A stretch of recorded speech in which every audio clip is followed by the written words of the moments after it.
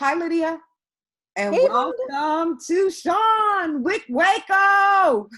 Hey, We are so happy that you're on with us today. we are I'm excited. How's everybody doing? Good. All right. Well, welcome to Just Talk, and let's get started. We'll do a roundtable at the end, everybody. So, you guys, I don't know how you're going to feel about this, but I have to bring up the NBC Blackout and boycott. Trump lost that one. They had 3 channels. 3. And he still lost. He still lost. He still lost that one. Yes. Shame on NBC though. I mean, they did that just for ratings, I think. You know what I mean? And they ended up getting hurt. And I was a loyal viewer. I'm no longer watching them. So Lydia. yeah. So switched it up. ABC, CNN, whatever else. But I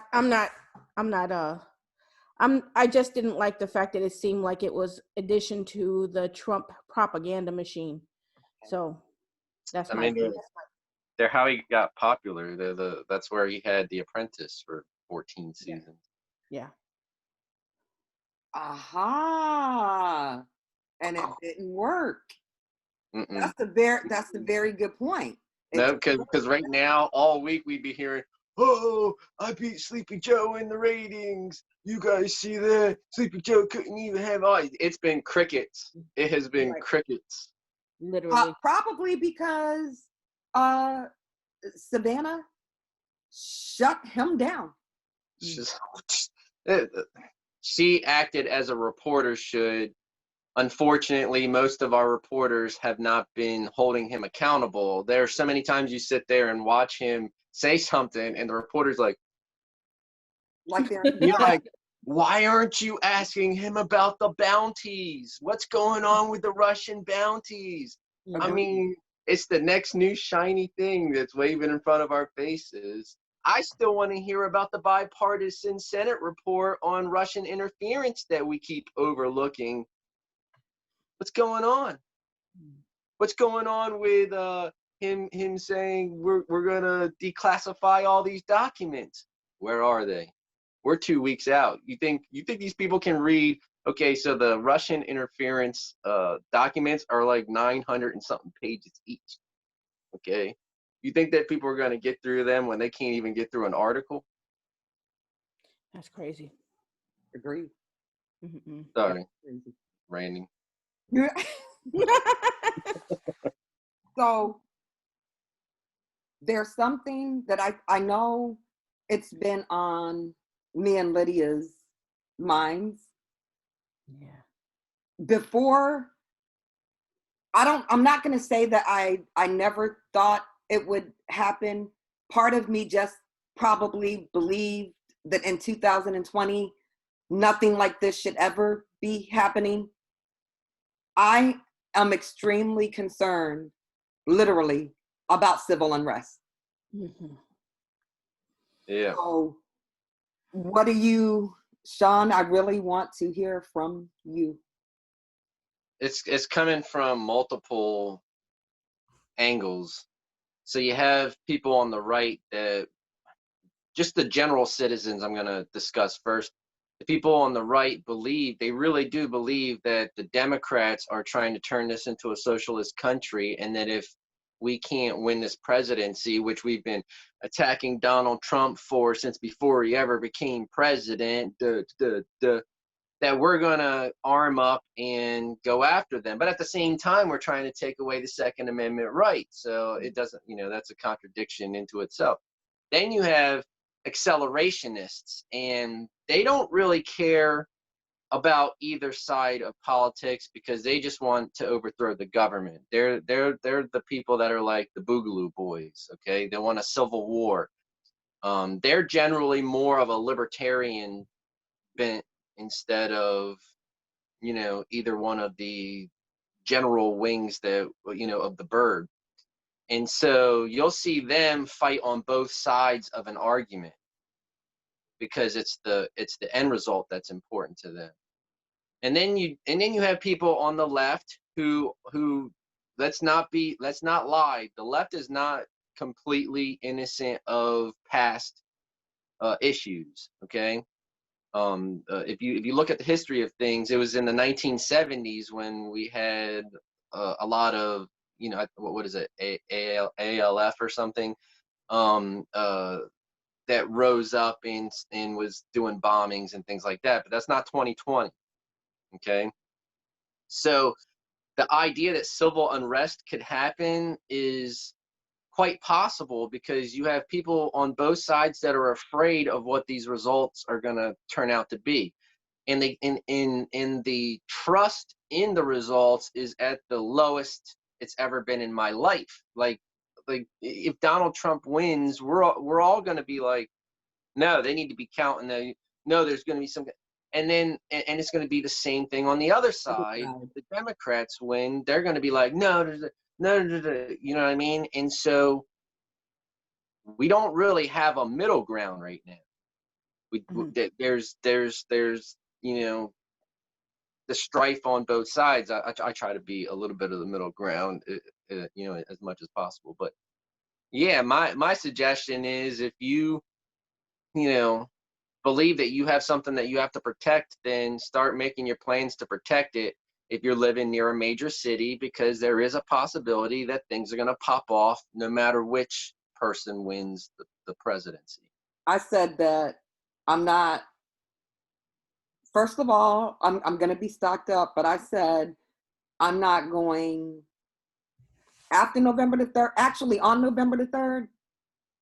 If I have to go to the store, I will be going early. I'm not going anywhere. And you're definitely not, I'm not going to get baited or goaded and, to having any type of altercations, verbal with anybody. It's not going to happen. When I think what happened with Governor Whitmer, it was like, oh, this crap is real. This is right. Exactly. They're ready. Like this is legit real. This could happen. So I personally, I believe that Joe Biden is going to win. I really, really do. I know that there are people going out that are voting for Donald Trump too, but the number of people that have already voted early, that's crazy. mind-blowing. Yes. Mind-blowing. Yes. So I personally, I really do. I believe that Joe Biden is going to win. And I also believe there is going to be a problem if Joe Biden does win. I have no problem with him activating the National Guard, whatever he has to do to get these people off of the street so the average American citizen can be safe. But the only problem with that is that there's going to be a couple of months where Joe Biden isn't president yet. January. You know what I mean? You have to make it, yes. Make it to January in order. And you don't know what kind of damage these people are going to do. They've been planning for this. Some of them have been planning for this for a while. And it's going to catch a lot of people off guard because they're not going to, I have to believe, and these are the far right people and the far left people. I think the majority of the Americans are not there. I think the majority of Americans are somewhere in between that. And so because the majority of Americans are somewhere in between, the majority of Americans are going to be caught and not realize that this is going to turn into a real big situation. I personally don't have what's that called? I don't have a gun. I don't have any of that in the house at this time. And I don't know when I'm going to be able to afford one, to be honest. As my husband and I are both former military, so we don't have to do all these concealed weapons classes and stuff like that. But the problem is that even if I did have a gun, like these people have been, some of them have stockpiles of stuff, like, you know what I mean? And I don't know, I'm concerned. I'm not like terrified or anything. I'm concerned, but I just feel like there's a lot of people that are going to be caught off guard with some of the actions of the extremes. Anyway, that's my take on it. So my opinion on what you said is a little bit less alarming. We're not really going to have to worry about, like you kind of stated, it's going to be far right and far left individuals. Their numbers don't make up what's in between. It's going to be militias. It's going to be people like the KKK or whatever. But there is one caveat that I'd like to put forth. Some of these right-wing groups, if they feel like the Constitution is being broken, will separate from any unrest that they deem is true unrest. Okay, so like, for instance, if you have like a 3%er group, for instance, that thinks that Donald Trump actually is trying to become a dictator, they're going to stop any kind of support that they give to him, because that's not what they're pushing for. They're pushing for individual liberties. Okay, it's just the propaganda that they're hearing leads them to think that the Democrats are against individual liberties for some reason. I mean, look at our Congress. Look at both sides of Congress. Look at how many people of color in the Republican side. Look at the number of people of color in the Democrat side in Congress throughout its history. But I digress. What I'm saying is that that's a good point. Some of these groups that we hear about aren't necessarily going to be things that the common person's going to have to deal with. It's going to be us knowing as we're catapulting towards autocracy. It's going to be big cities. If you don't live near a big city, if you're living in a rural area, then generally you're going to be all right. Just make sure you don't keep, your Biden sign out in the front yard. If it does come to unrest, just get cans of wasp spray. If you don't have a gun, get cans of wasp spray. You're laughing, but and a lighter. no, listen, wasp spray, you can shoot like 10, 20 feet accurately, and it's like a glue. Okay, it'll shoot a concentrated stream into their faces. Okay, I'm just saying, all you really need to do is do what you can to take them by surprise. And we have common items that can, I got an AK-47 on my dresser, but that's a little bit different legally. I guess common items like cans of soup. Yeah, throw some soup. Wouldn't that be ironic? News headline: Lydia gets attacked in her home by a crazy guy, throws cans of soup and knocks him out. Crazy Latina throws her chanclas. Anyway. Oh, right. So I want to ask you guys, this is of course opinion. The question I have, it's just an opinion. Realistically, and I want both of you guys to answer. I want to hear from both of you. Realistically, what percentage do you think, how great of a chance do you guys think that there is going to be civil unrest after November 3rd? I think that there's going to be pockets of it for sure. I think that there, in some of the major cities, it's going to be little flare-ups of it. I don't know that it's going to become anything out of hand. It could. If you look at the color revolutions in Europe, you start out small and grow into something that, becomes a countrywide protest or whatever. But I think that our military is not blind to the possibility of things going on. And I think that most of our military care more about the Constitution than they do for a single man in office. Mm-hmm. And so I think that anything that popped off would get put down legally. Rather quickly. Foreign and domestic, baby. That's all I have to say. Foreign and domestic. Go Air Force. I mean, I agree with you. I think there's going to be small pockets, and I think, in theory, it can be diminished rather quickly by our National Guard and our Definitely. military. But the problem is I feel like, and maybe I'm just being, you know, concerned, but I feel like Trump would try to amp it up, and while he's still in office, I would feel like so there might be people, Good point. different pockets smoldering and getting, put out, but I feel like he would try to continue to, agitate it, and that's my concern. That's a good point. Go ahead, Raise Sean. my hand for a second. So there's one thing that we're leaving out of all of this when we're considering things. Any kind of unrest, I believe, would be short and would end in January if Biden is elected. And the Definitely. reason is because they will no longer be able to put a stop to all these documents and things that they're holding back from proving the shit that we are, pardon my language, from proving the things that we are claiming against Donald Trump. Okay. They right now you've got all the obstruction on documents that we tried to get during the impeachment. Documents, there'll be less obstructing on Norma Jean's case, how the Department of Justice is trying to step in for that.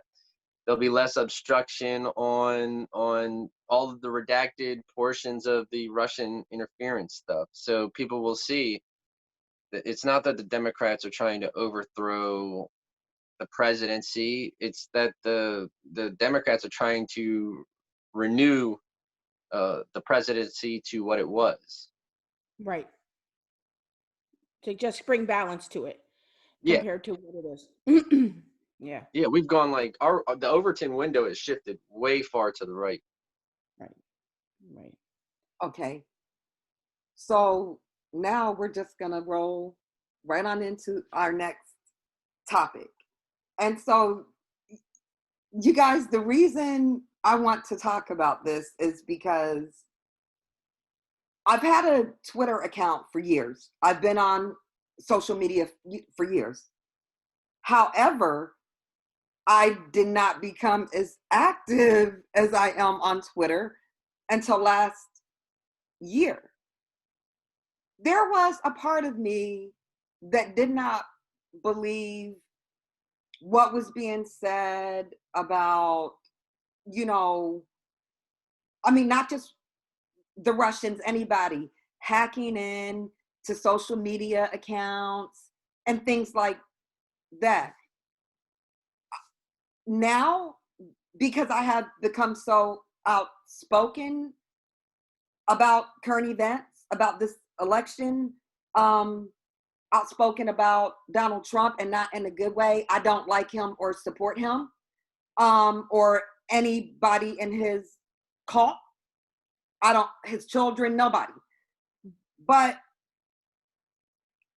that's real. Bots are real. Yeah. Those trolls, they're real.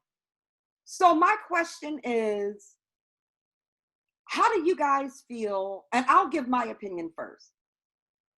The question is, how do you feel about somebody that says that they are just 100%, I support Joe Biden and Kamala Harris, but they're following Donald Trump, Mike Pence, everybody in his call, boosting his numbers, sharing, like when I share something of Donald Trump's, I do a screenshot.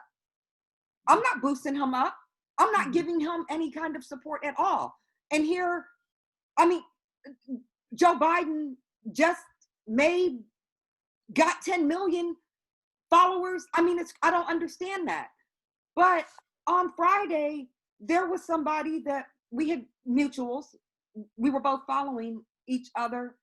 Out of the blue, she got upset, air quotes upset, out of the blue after she supported 100%, I support Joe Biden.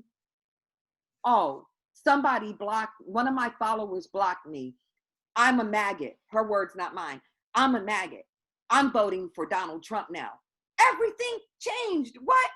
You were always supporting him. So that has led me to believe bots and trolls are real. There are people working, and what I think is there's a lot of people that are pretending to be Joe Biden supporters who are in reality Donald Trump supporters that were trying to flip me and other Joe Biden supporters, but it backfired. It didn't work.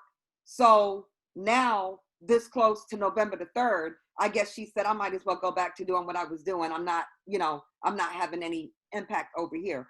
So my answer to the question is, I don't see any reason. I mean, of course, unless you work for the media, you're somebody. If you're the average resistor, Democrat, Joe Biden supporter, I'm voting blue no matter what, all the way down the ballot. There's no reason to be following Donald Trump. You Right. can still troll him. I do all the time. I always go and look for something that I can just enlighten myself with and make myself laugh. I just don't see a reason for anybody that is following me to be following him. So, Sean, you want to go next? Maybe Lydia should go because I'll probably ramble for a second. Okay. All right, Lydia, you go ahead. I'm not as versed on Twitter. I do know that I've run into a lot of bots or fake accounts on Facebook. But as far, yeah. On Yep. Facebook? Oh yeah, on Facebook it's huge. I've had. Oh wow. Yeah, I've had to delete a number of people, but and block them because they don't stop. But anyway, the thing I noticed on Twitter is they said there was a couple days ago, I think the day after the town hall, it said hashtag Trump's landslide 2020. I don't know if you guys saw that. It started trending early in the morning, and somebody else tweeted, they're like, does anybody else notice that this started trending at 0700 Moscow time? So, there is definitely some kind of, they're trying to get to us again, and it's very obvious. But I just know that Russian bots are real, and we have to be careful of who we're following and who's manipulating us, and the information we let get into our head. Agree. So, All right. So you talked about a couple things, and I want to discuss my opinions on them. I think that there are a couple different groups. You have people that don't really understand the metrics side of things, so they're innocent people that just don't get the metric side of it. They don't understand that they are boosting his numbers, which is something that he brags about. They just go, well, it's just me, and they don't think of how that just them adds up, Yes. over time. There are genuinely people that make accounts, ingratiate themselves with people, throw out a couple things that they try to see if they can hook you in with some of the things that maybe either they believe in or they're just straight up manipulating you. Okay, so yes, there are the accounts that flip, multiple accounts. I've had to delete. I don't really friend a lot of people on Facebook, but I go in hard on Facebook too. So if you don't see me on Twitter, probably trolling some people on Facebook. Not necessarily trolling. I'm always respectful, but when they bite me, I bite them right back. you So bite back. yeah. So in any case, and then there are the automated accounts, and that is for real. You can't be on Twitter for any period of time without seeing them, because it's going to be the accounts that DM you, hey baby, where are you from? I'm sorry, your picture is not your picture is an A and I'm like a C over here. Skip it. Okay. Or the people that I look at the bios that say Forex trader or something like that. Those are and so to give a view on why I believe Vonda has an issue with this particular thing is because every time they interact with one of your posts, It allows the other people that are following them to interact with your posts. So if you're following Donald Trump and you're interacting with his posts, his followers might get at you, and then they're going to be looking at your followers and get at them too. And some people aren't in it for that. Some people just want to help their representatives grow, release this information and talk about it, and discuss things with friends without having to deal with bots. And that's what the major issue is. I do not follow Donald Trump, but I did when I started the whole thing, because I didn't, it was just convenient for I me did to too do it. when I first started because I didn't know. It's convenient. Yeah. Okay, but like you said earlier, I will screenshot something that I want to deal with. If I will go on and I will comment on his stuff. Okay, I will go on and I will comment on his I did stuff. that too. That's not a lie. Okay. And yes, people could click on me and look at my followers and things like that. Okay, that's just part of the risk. But they're not going to be able to go through his followers and see me. They're not going to be able to go through his followers and see the people that I'm following or whatever. And generally, once the trolls start, YouTube's been YouTube. I got YouTube on the brain. Twitter's been really good at hiding offensive tweets automatically. You actually have to click the little thing. Yeah. I clicked the little thing. You are hilarious. I do. Sorry about that. I just almost died. No, just playing. Stop it. That would have been very unfortunate. But I will tell you that would get a lot of views because people wouldn't be sharing it as a politics thing. It'd be like the time the Mexican lady died on her talk show. I know, right? That's hilarious. I'm glad that you're doing better. Thanks. Well, before we close out, first of all, Sean, I definitely want to thank you for coming on, and I want to let all of the viewers know Sean is going to be coming back on November the 4th. Right, Sean? Yeah, I'm gonna either be very happy or pissed off. I'm not sure that your show is gonna really matter either way. I think that both of those extremes are gonna be good for viewership. You just might have to you might just have to stick one of those censor buttons. But I'll tell you this right now. Here's my pledge, and it's not a Lindsey Graham pledge. It's a real one. Oh my goodness. If Biden wins the presidency, I am not going to brag to the people that I know supported Donald Trump because I get nothing out of furthering division. Right. I agree with Sean, but except I would be lying if I said that because if Joe Biden wins on November the 3rd, they're going to get it. But I'll be good.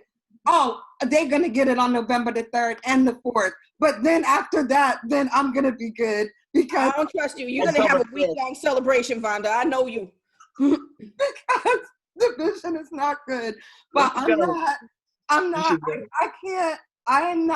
not there yet. So I'll just keep it honest. Yeah, I got a lot that I want to say when Joe Biden wins. Oh no, I'm gonna be happy and all that stuff, but there are people in our lives that we need to start building fences back up with. I agree with that. And so those people are not gonna get it from me.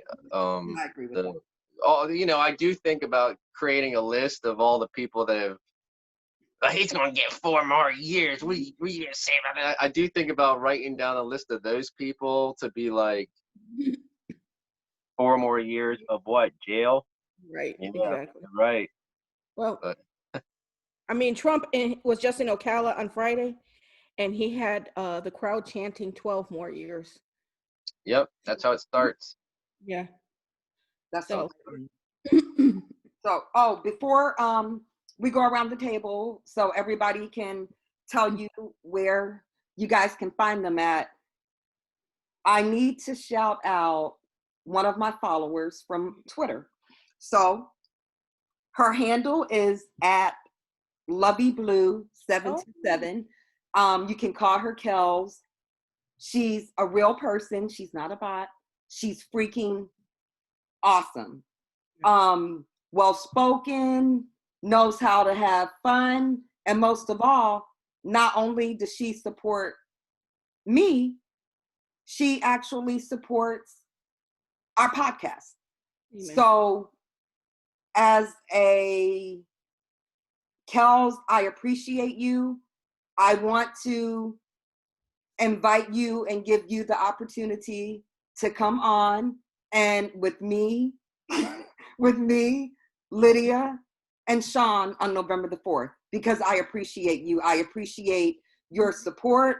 I appreciate the fact that you can have an intelligent conversation. So thank you. Thank you so much for supporting me. So with that, Lydia, let everybody know where they can find you at and our merch. Okay, so I'm just Lydia 111. You can find that on all social media. And if you want to get any of our nifty merch items, you can go to ojusttalk.net and pick up a shirt or two, show your support. Don. Oh, yeah. I'm Indigenous Patriot on just about everything, at WIKWEKO on Twitter. But if you look up Indigenous Patriot, it's gonna direct you to me. Yeah, that's where I am. I got YouTube. I got all that stuff. Yes. How before I get to me, how often do you put out new content on your YouTube channel? I'm probably averaging at least 4 videos a week. You are. I'm also doing short videos a lot of times on Instagram and on TikTok. The 60-second news ones. I actually get so many views out of those ones. But yeah, I'm getting a lot of those views. And we're gonna have to do like how long are you gonna do? Like an hour for the is it gonna be like a 4 people? How long do you do your 4 people ones? Typically we're at 30 minutes, but this is going to be different. I mean, because we're going to have a lot to talk about, especially if the Senate gets flipped. What? Yeah. If the man, so I don't know. I think we'll just roll with it, man. It'll be a after election party celebration. But is it going to be live? That I don't know. I guess it'll be a surprise. We'll have to discuss it, and we can make a decision on our next segment, Lydia. Okay. So, all right, and I'm Vonda. You can find me on all social media outlets at Vonda. And also, I would appreciate it if you guys would, of course, subscribe to the YouTube channel. That's Vonda. But I also have social media outlets for Just Talk. And if you guys have an idea or a topic, please hit us up in the comment section. And today, you guys can look forward to seeing some photos. I'm going to start doing some giveaways. I know there are a lot of people that are kind of struggling right now. So I want to kind of do what I can, do my part to kind of help out and give back. So follow, support Vonda. I'll follow back, and at Just Talk. Everybody stay safe, and remember, the comeback is always greater than the setback, and we will see you guys again next week. Bye, Sean. Bye, Lydia. Bye.